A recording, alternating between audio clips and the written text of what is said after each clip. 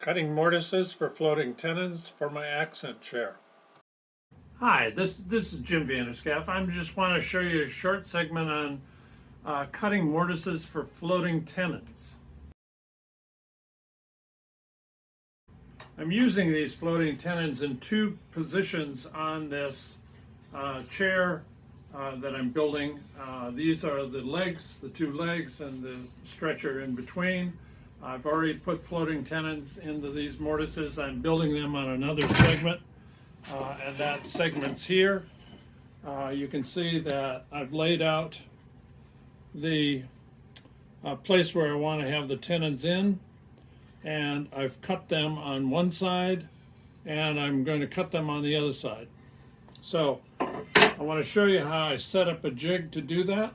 And this jig was created by Stumpy Nubbs, James Hamilton. It's a rather simple thing, but it's very effective. And basically, you take a board like this, and you cut two pieces, this piece and this piece, and in between is a piece of wood that's exactly the width of your bushing on your plunge router.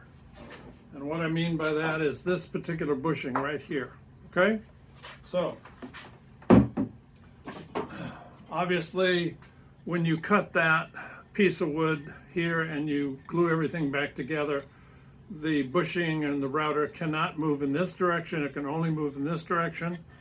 I then added this little piece of wood that goes in, and that's just cut to the length such that the width of the mortise is just exactly what I wish to have. So that prevents it. It can only go in back and forth like this. So I'll show you how to set it up. One of the things that's essential to do is try to get that mortise in the middle.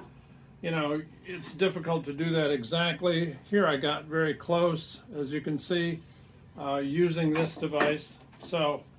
But it's important to cut with the layout for the mortise on the same side each time, so you get the same dimensions on either side of the mortise cut.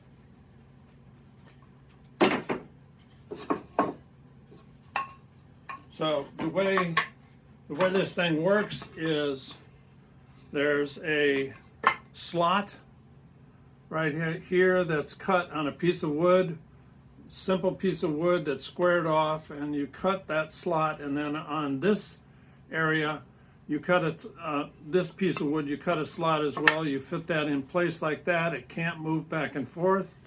And then what it does is allow your upcut router bit to slide in that area just the correct distance from this board that you just inserted.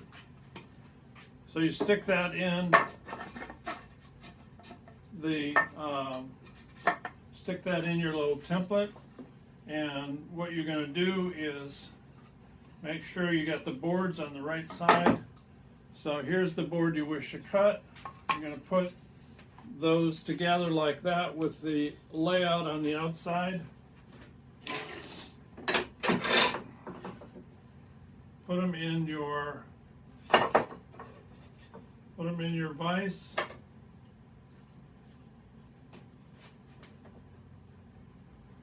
Making sure that you got them level. Clamp that in place. Then you're going to slide this on top. And you've already laid out on the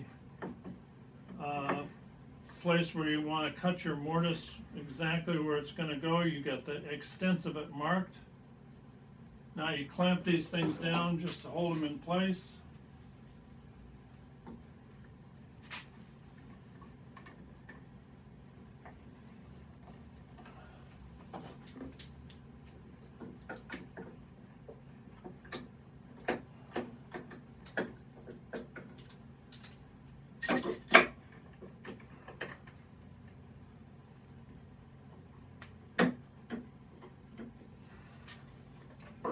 Everything's locked in place.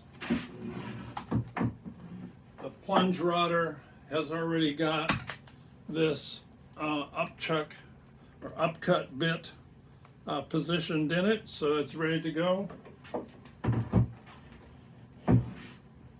Just plug it in.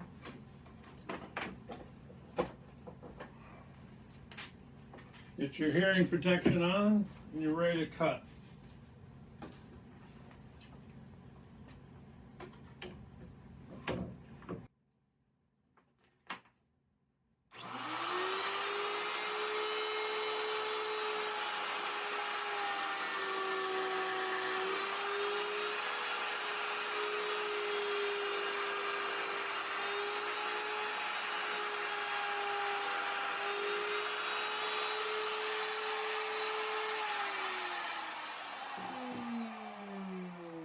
What I do is suck all the sawdust out of this a couple times while I'm going through, just because it builds up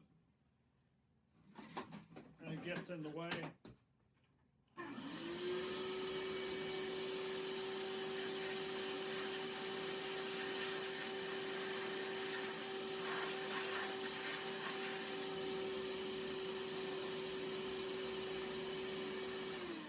That cleans it out.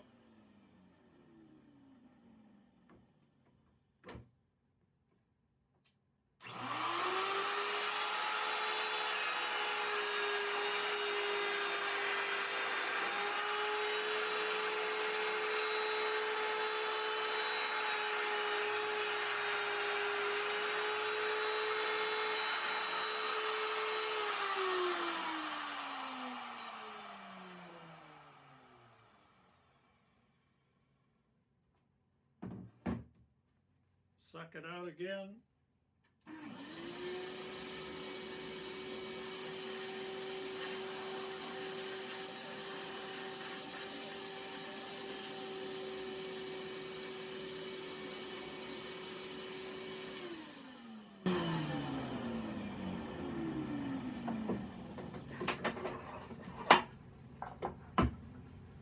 Take the jig out.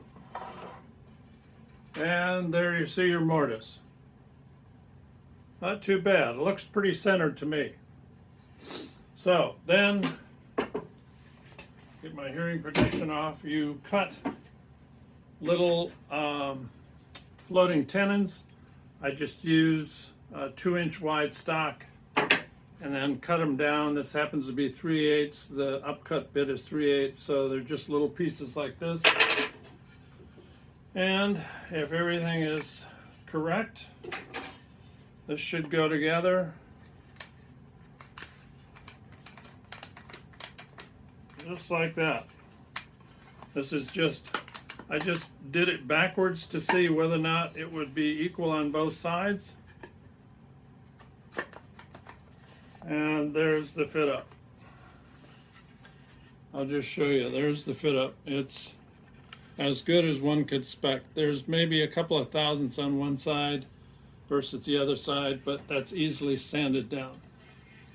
So the width of these mortises, it's always good to have a little play in this direction, but these mortises are extremely strong, these little floating tenons in these mortises. So thanks for that, and that's just a little demo of the mortising tool.